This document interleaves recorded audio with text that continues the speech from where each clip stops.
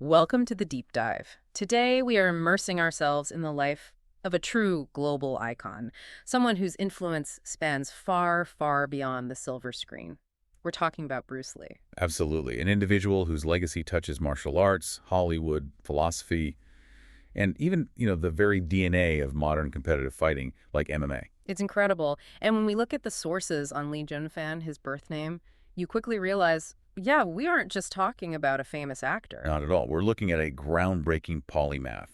A martial artist who truly revolutionized his discipline, a pioneering filmmaker, producer, screenwriter, and maybe most importantly for his lasting impact, a profound philosopher. And his career. Well, it was tragically cut short. He died at just 32. 32. Unbelievably young. But in that short time, he created this massive, truly enduring global legacy. It's quite something. Okay, so let's unpack this. Our mission today is to dive deep into the material, the sources we've gathered, and really try to separate the legend because there's so much mythology around him from the verifiable facts. Yeah, we need to get past the posters and the sound bites. Exactly. To understand the true depth of his impact on cinema, obviously, but also on the foundation of combat sports, MMA especially, and his unique blend of Eastern and Western philosophy. And maybe the place to start, the first real nugget, is his dual identity. Yeah. It's fundamental. How so? Well, Bruce Lee was born in San Francisco, Chinatown, San Francisco, 1940. Yeah. That automatically gave him U.S. citizenship.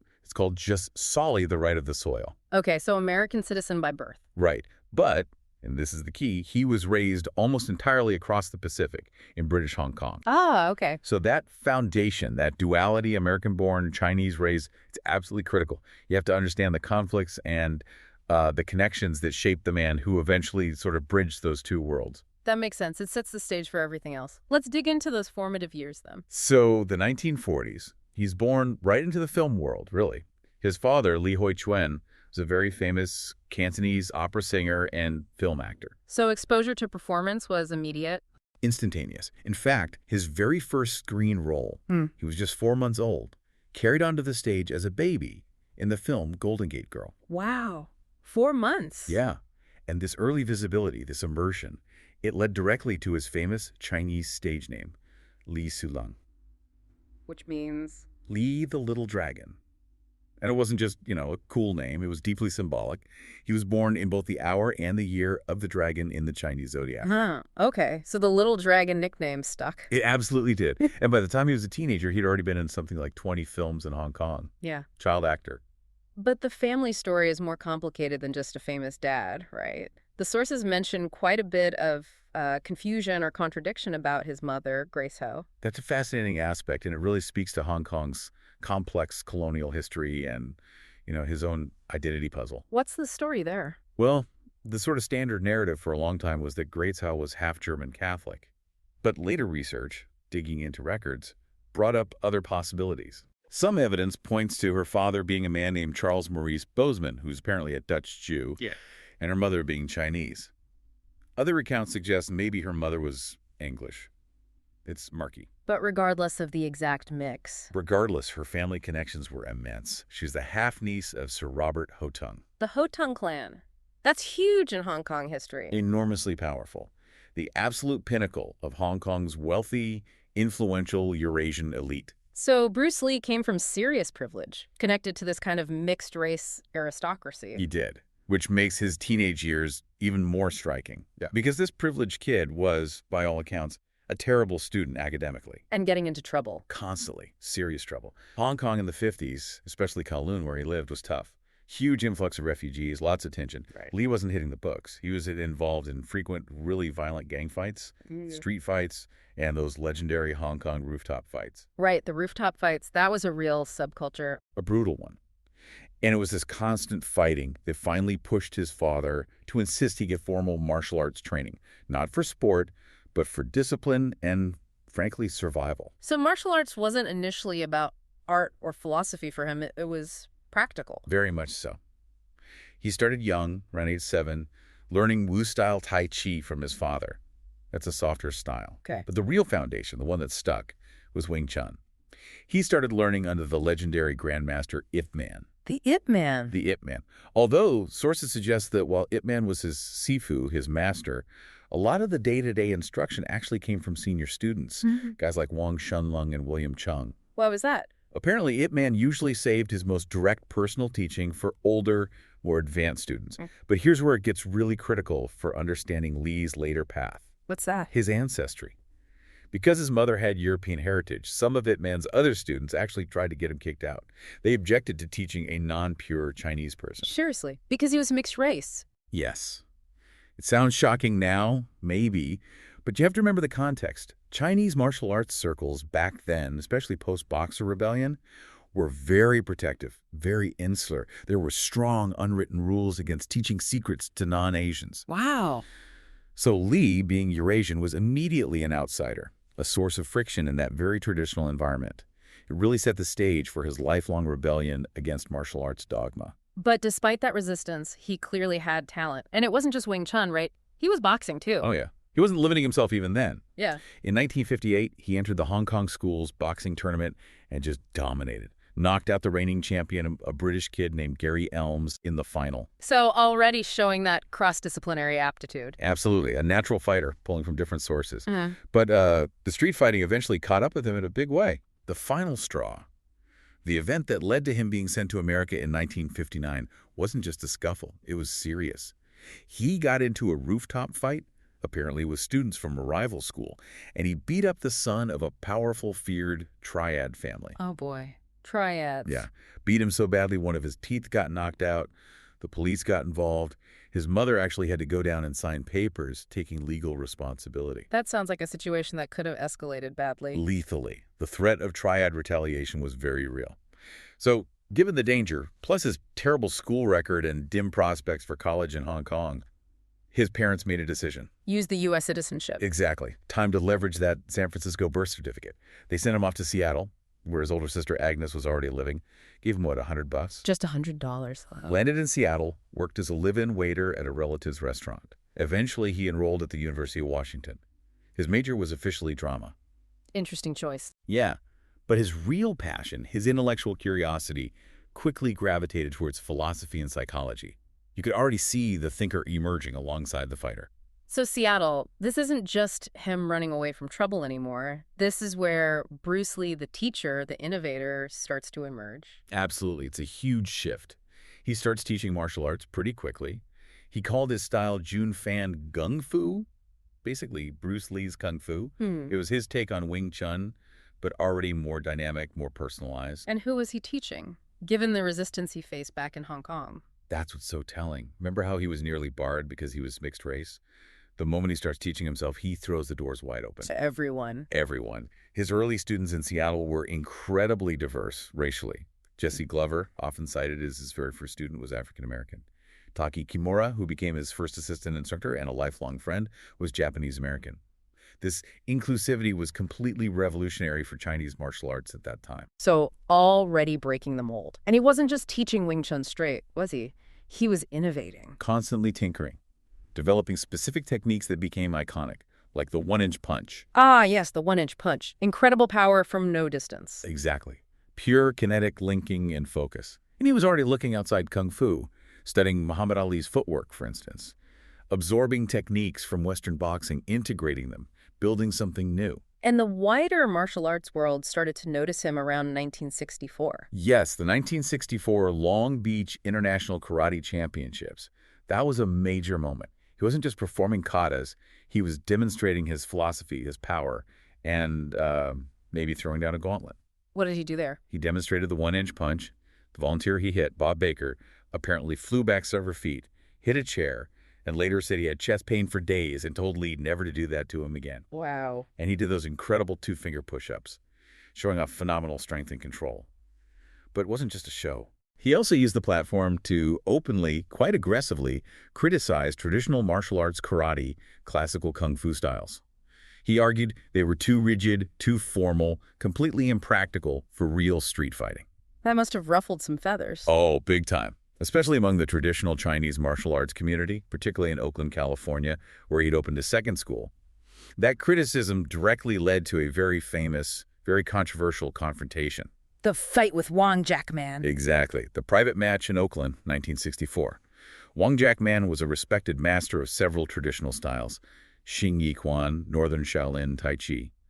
This fight, and more importantly, Lee's reaction to the fight became the absolute catalyst for his biggest innovation. Okay, so let's try to untangle this, because the stories about why it happened and what happened are totally different, right? Completely contradictory. You got two main versions. Lee's version, supported by his wife Linda and others close to him. What did they say? They claimed the traditional Chinese martial arts establishment in San Francisco issued an ultimatum. Stop teaching non-Chinese students or face Wong Jack Man in a challenge match. If Lee lost, he'd have to shut down his school. Lee, being Lee, accepted the challenge. And the outcome, according to them? A decisive, quick victory for Lee. Linda Lee Cadwell described it as lasting maybe 3 minutes, ending with Lee getting Wong on the ground, pounding him, and Wong submitting. This version fits Lee's narrative perfectly. The young rebel challenging and defeating the old guard over tradition. Okay. Now, what's Wong Jack Man's side of the story? Totally different. Wong and his supporters vehemently denied there was ever any ultimatum about teaching non-Chinese people. Wong himself said he didn't care who Lee taught. So why the fight then? Wong claimed he only requested the match after Lee had been publicly boasting at a theater demonstration that he could beat any martial artist in San Francisco. Wong felt Lee needed the lesson in humility. And their version of the fight itself? Radically different. Not 3 minutes. They claimed it was a much longer, much tougher fight, lasting somewhere between 20 and 25 minutes. 25 minutes? That's an eternity in a real fight. Exactly. And they claim it didn't end with a decisive knockout or submission. They say it ended because Lee became unusually winded, essentially exhausted. Wong also accused Lee of dirty tactics right from the start, like an attempted eye gouge instead of a formal bow, breaking traditional martial etiquette. So we have two completely incompatible accounts. Who do we believe? Honestly, we'll probably never know the absolute truth of what happened minute by minute. But what matters more for Lee's development is how he perceived it. What do you mean? Regardless of whether it was 3 minutes or 25 minutes, Lee was deeply unhappy with his own performance. He felt it took too long. He felt his traditional Wing Chun techniques, while effective, weren't efficient enough. He got tired. He realized the limitations of sticking to one rigid system in a chaotic, unpredictable fight. So even if he won decisively, the duration and the effort told him something was wrong with his method. Precisely. That fight, that struggle, was the definitive moment he realized classical styles were too restrictive, too impractical for the reality of combat. It forced him to fundamentally rethink everything. And that rethinking led directly to Jeet Kune Do, JKD. He formally introduced the name and concept around 1967. the way of the intercepting fist. Right. But it's crucial to understand, JKD wasn't meant to be another style. It was a philosophy, a framework. What was the core idea? Flexibility, adaptability, efficiency, speed, simplicity, directness, taking what works, discarding what doesn't, regardless of origin. It was about practicality in a real messy street fight. So he was pulling from everywhere. Everywhere useful.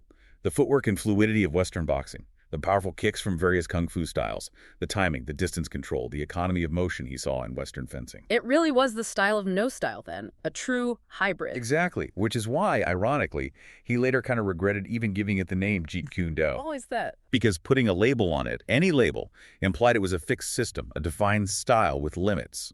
And that was the exact opposite of his core philosophy. Which was about limitlessness. Precisely. You see it in the JKD emblem itself, the yin-yang symbol, surrounded by arrows indicating constant interplay and change, with those core Taoist-inspired phrases, using no way as way, and having no limitation as limitation.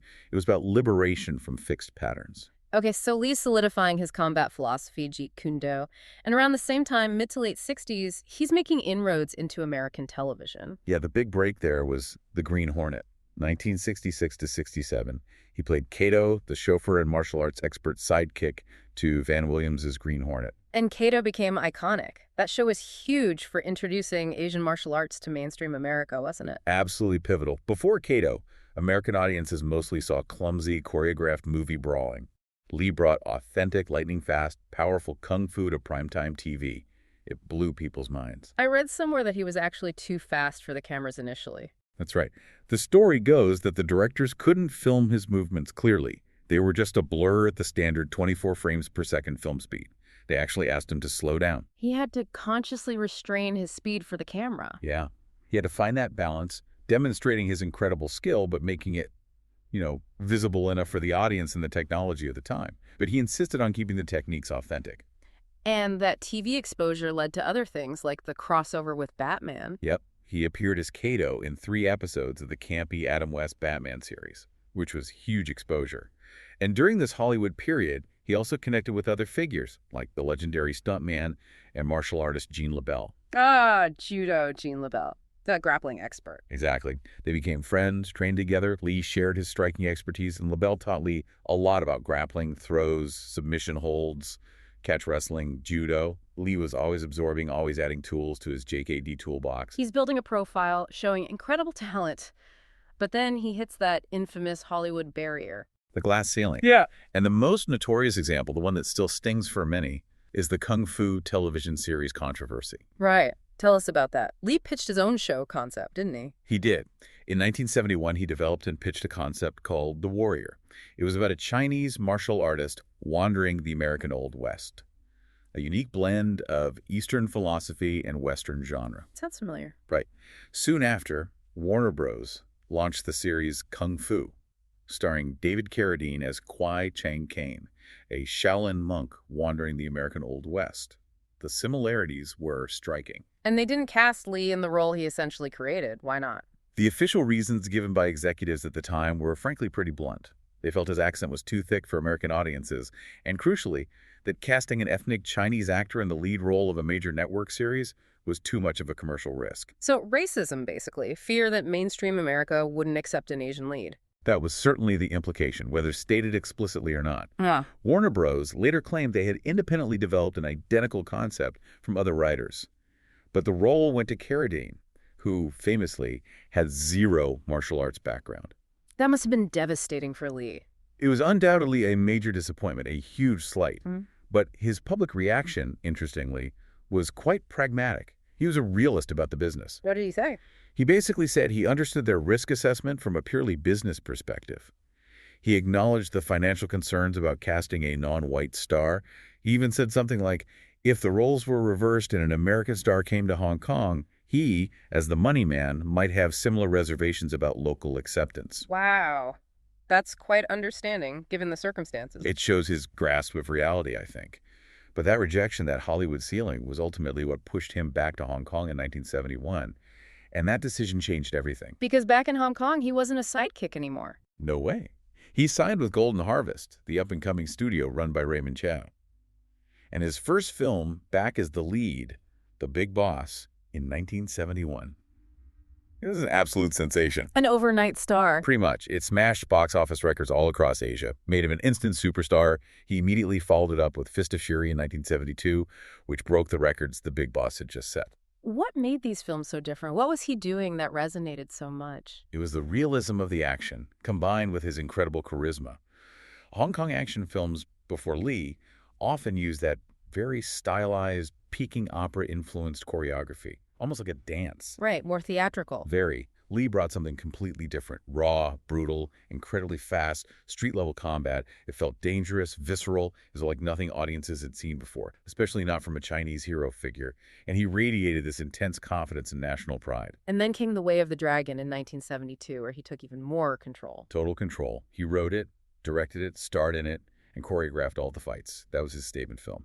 And it features that legendary fight scene. Against Chuck Norris. No.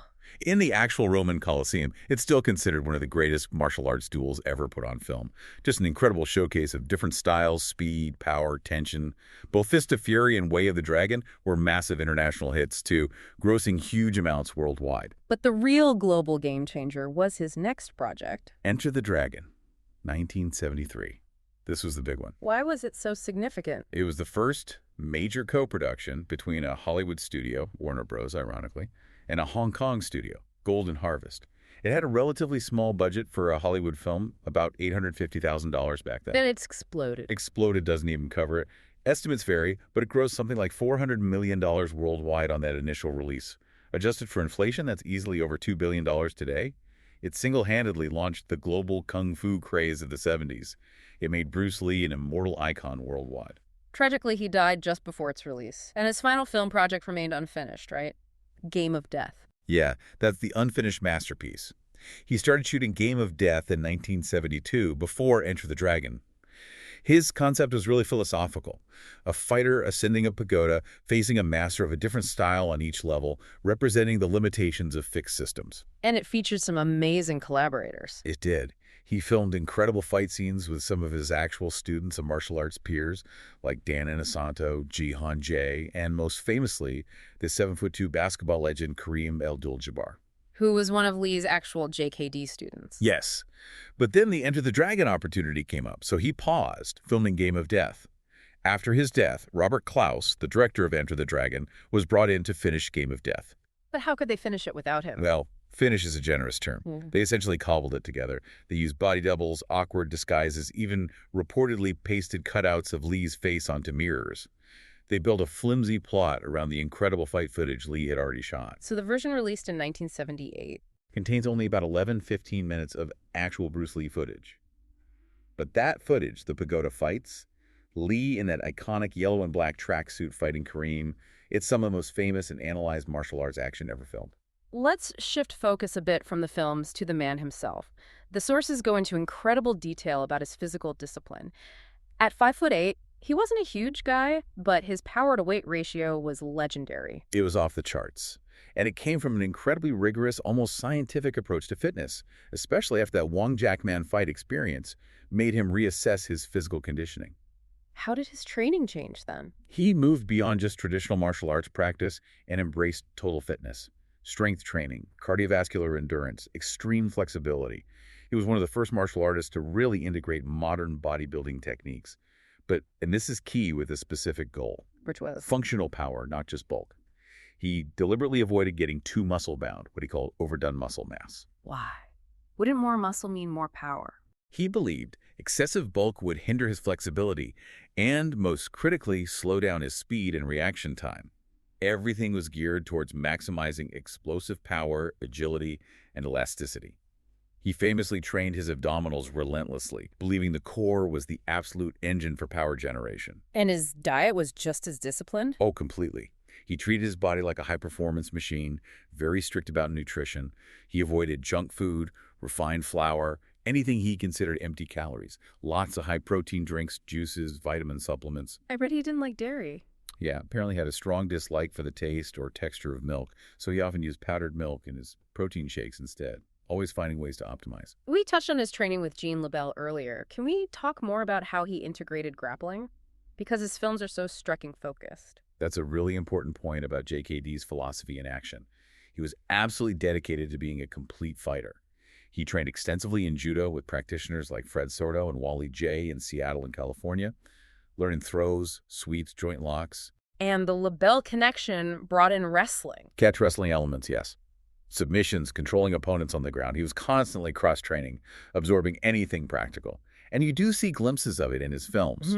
At a Sotogari leg sweep here, a quick armbar or neck crank there, like the one he uses on Sammo Hung in the opening of Enter the Dragon. But why wasn't it more prominent? If JKD is about using everything, why weren't there long grappling sequences? That was the pragmatic filmmaker side of him kicking in. He reportedly felt that extended grappling exchanges just weren't visually distinctive enough for action cinema. Audiences, especially then, wanted the flashy kicks, the rapid-fire punches. So a balance between martial reality and cinematic spectacle. Exactly. He knew grappling was essential for real fighting. He trained it seriously. But for the screen, he prioritized the high-impact visuals of striking, using grappling more for transitions or quick, decisive finishes. Now let's talk about the mind behind the muscle. His physical discipline was incredible, but so was his intellectual life. He was a serious reader, a thinker. A voracious reader.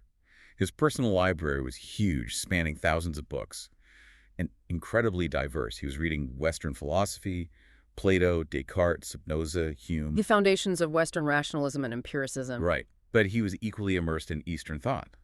Taoism, Lao Tzu, Chuang-Tzu, Zen Buddhism, and he was deeply influenced by the Indian philosopher Jiddu Krishnamurti. Krishnamurti, how did he fit in? Krishnamurti emphasized self-knowledge, questioning all authority, and freeing the mind from conditioning and dogma. That resonated massively with Lee's own drive to break free from rigid martial arts traditions. So how did he weave all these different threads, Plato and Lao Tzu, Descartes and Zen, into a philosophy of combat? He saw martial arts, especially JKD, as ultimately a vehicle for self-discovery. All knowledge, he believed, ultimately leads to self-knowledge.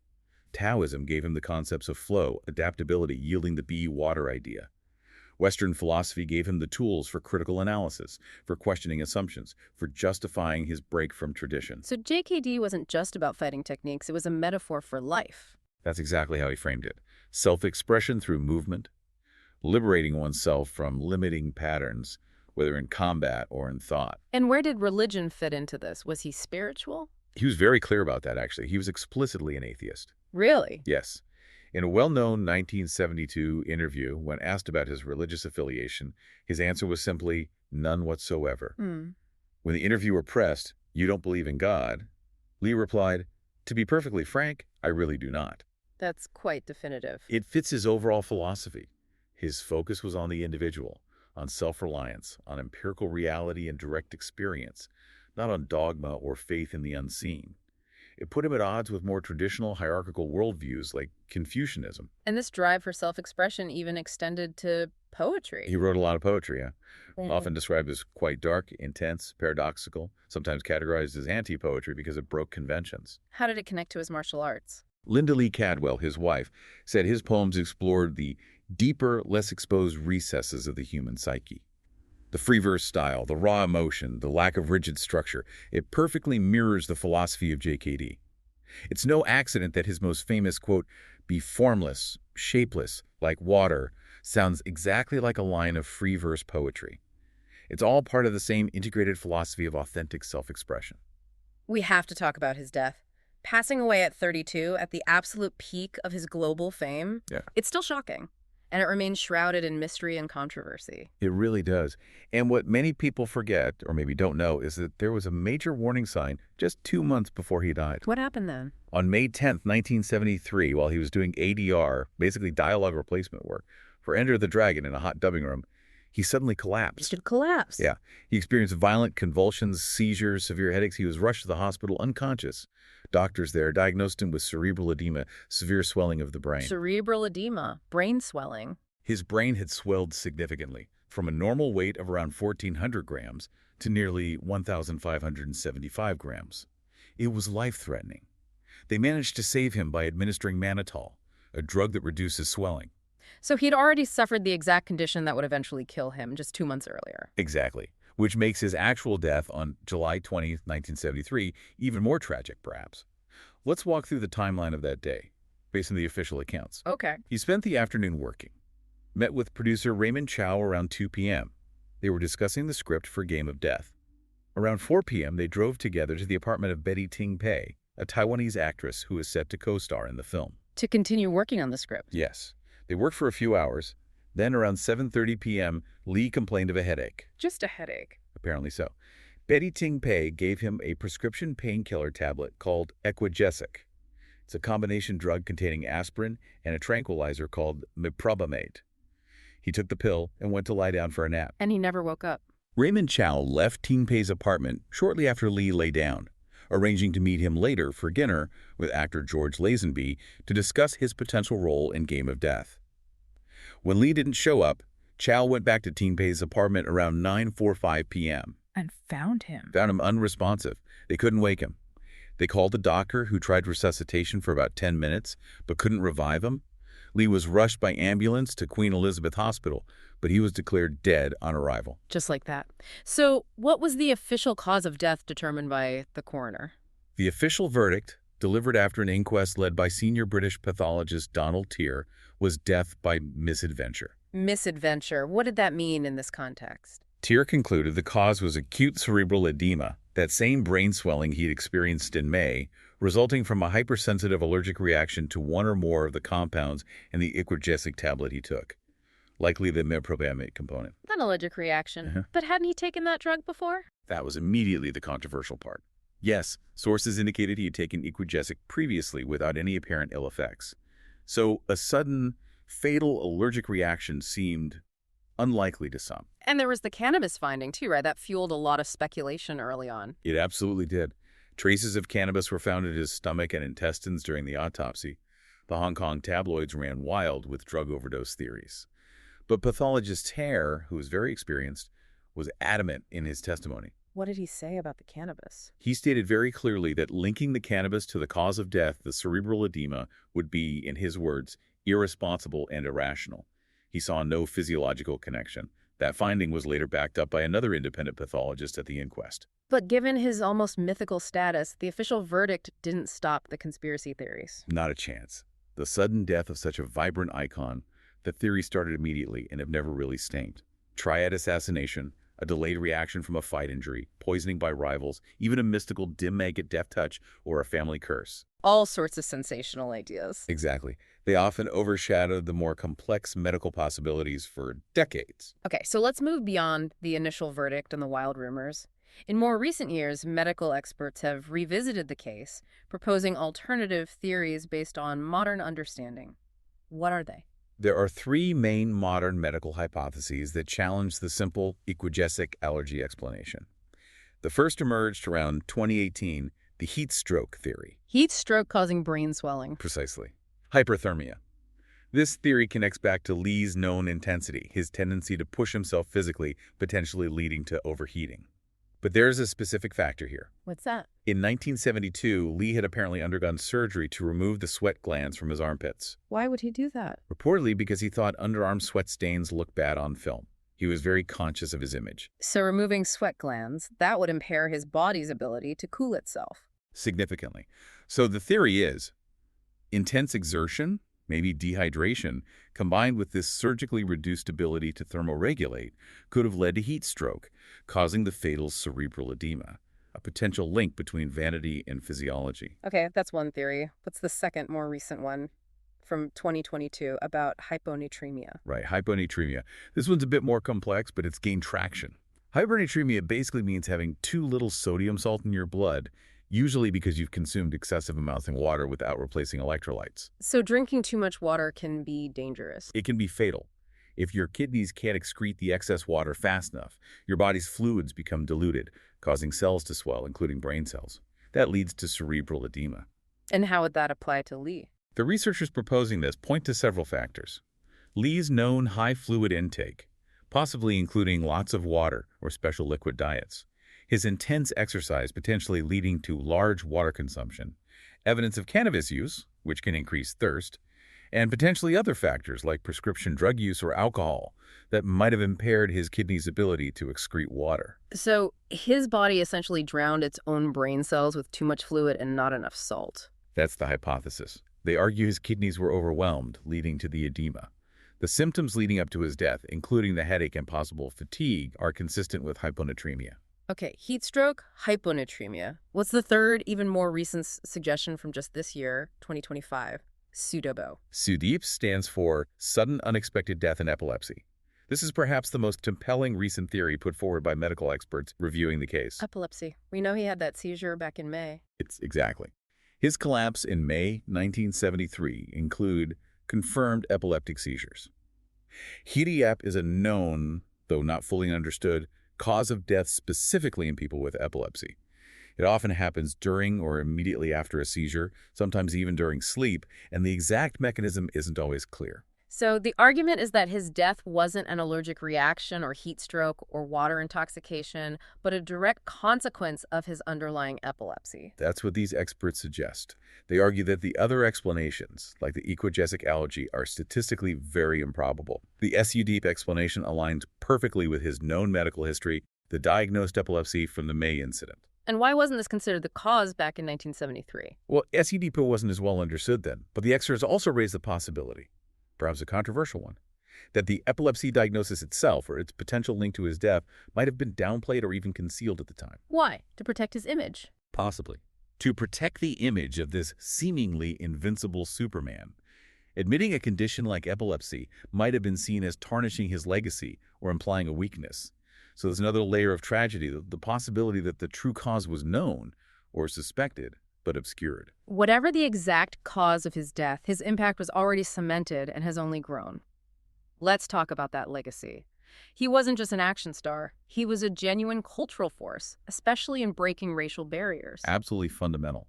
You really cannot overstate how revolutionary his screen presence was for the portrayal of Asian men, particularly in the West. Also. Before Bruce Lee, think about the common stereotypes of Asian men in Hollywood films. often emasculated, desexualized figures. The Fu Manchu villain, the subservient houseboy, the comical laundry worker. Right. Very limited and often negative roles. Lee smashed those stereotypes to pieces. He presented an Asian man who was powerful, charismatic, disciplined, intelligent, undeniably masculine, and, yes, sexy. He projected this incredible confidence and pride in his Chinese heritage and made it cool, made it powerful for a global audience. And his appeal wasn't just universal, it had a specific resonance with certain communities, right? Hugely resonant, especially initially among a minority audiences in North America, Black, Asian, Hispanic communities. Rapper LL Cool J famously talked about how Lee was one of the very first non-white heroes he saw on screen as a kid who was just kicking ass, dominating. For many Black Americans in the 70s, Lee was second only to Muhammad Ali in terms of heroic stature. He offered a powerful image of non-white strength and defiance. Beyond representation, his impact on martial arts itself is profound. He's often called the father of mixed martial arts. Is that accurate? I think it's entirely accurate. And you don't just have to take my word for it. Dana White, the president of the UFC, has explicitly called Bruce Lee the father of mixed martial arts. Why? What's the direct connection? It's his core philosophy, Jeet Kune Do. The idea of using no way as way, of taking useful techniques from any style, boxing, wrestling, kung fu, fencing, whatever works, and discarding the limitations of rigid traditional systems. That is the philosophical bedrock of modern MMA. JKD was arguably the first truly open-source approach to combat. So he was advocating for mixing styles long before the UFC existed. Decades before. He wasn't just theorizing, he was doing it, training it, embodying it. He directly inspired the pioneers of American kickboxing, guys like Joe Louis and Benny Urquidez, who trained with him or were heavily influenced by him. And that influence extends right up to today's top fighters. Absolutely. You see modern UFC champions like John Jones using techniques Lee popularized, Yeah. like the oblique kick to the knee, a classic JKD weapon. Conor McGregor has openly cited Lee as an inspiration and even compared his own adaptable style to Lee's philosophy, saying Lee would have been a champion in the UFC. The lineage is undeniable. His influence seems to seep into almost every corner of popular culture, too. Comics. Stan Lee himself, the Marvel Comics legend, called Bruce Lee a superhero without a costume. He said Lee was the inspiration for Marvel's first major martial arts heroes, Shang-Chi and Iron Fist. Stan Lee basically credited Bruce Lee as the originator of that whole archetype in Western comics. Video games as well. Oh, fundamentally, the entire beat-em-up and fighting game genres owe a massive debt to his films. The very first side-scrolling beat-em-up, Kung Fu Master from 1984, was directly based on the pagoda structure of Game of Death. And Street Fighter. The whole concept of Street Fighter, an international tournament bringing together fighters with diverse styles from around the world, is lifted straight from the plot structure of Enter the Dragon. That film basically provided a template for nearly every fighting game that followed. It's incredible. Even things like breakdancing. Yeah. Early B-boys, pioneers, like the rock-steady True, have talked about being inspired by Lee's dynamic movements. His athleticism, specific power moves like the windmill, have been linked back to his influence. And parkour, too. The Yamakasi, the French founders of parkour, cited Lee's philosophy of movement, efficiency, overcoming obstacles, and his martial arts discipline as a major inspiration. They even called him their unofficial president. It's just staggering how wide his influence spread. And he received formal recognition, too, like being named one of Time magazine's most important people of the 20th century. Deservedly so. But maybe one of the most unusual and telling tributes is that statue of him in Mostar, Bosnia and Herzegovina. Right, why Mostar? That seems unexpected. It was erected in 2005, actually unveiled the day before the famous one in Hong Kong. Mostar was a city deeply divided along ethnic and religious lines after the brutal Bosnian War. The statue of Bruce Lee was put up specifically as a symbol of unity. A unifying figure against ethnic division. Exactly, because he transcended nationality, ethnicity, and ideology. He was seen as this shared symbol of strength, discipline, and mastery that everyone, regardless of background, could admire. It speaks volumes about his universal appeal. It really does. It captures that synthesis he achieved, action and philosophy, East and West, body and mind. We've spent this time talking about how he constantly broke down barriers, rejected rigid thinking, emphasized adaptation, flow, living that core idea. Be formless, shapeless, like water. It really was his life's motto, embodied in everything he did. Which brings us back maybe to the ultimate paradox surrounding his death. Here's a man whose entire philosophy revolved around adaptation, fluidity, overcoming limitations. Yeah. Yet he was ultimately brought down by the sudden, unexpected rigidity, the catastrophic failure of his own body, and perhaps by the limitations of medical science at that time to fully understand or diagnose what was happening to him. It's a profound irony. Yeah. He preached being like water, adaptable, but his own physiology encountered a fatal block, a fatal swelling. And even now, 50 years later, as we've discussed, the exact reason why is still being debated, still being uncovered by modern science. He dedicated his life to the pursuit of self-knowledge, and in death, his own complex story forces us to keep searching, keep questioning. It makes you wonder, what else will we learn about Bruce Lee, this truly legendary, complex, and boundary-shattering figure in the years ahead?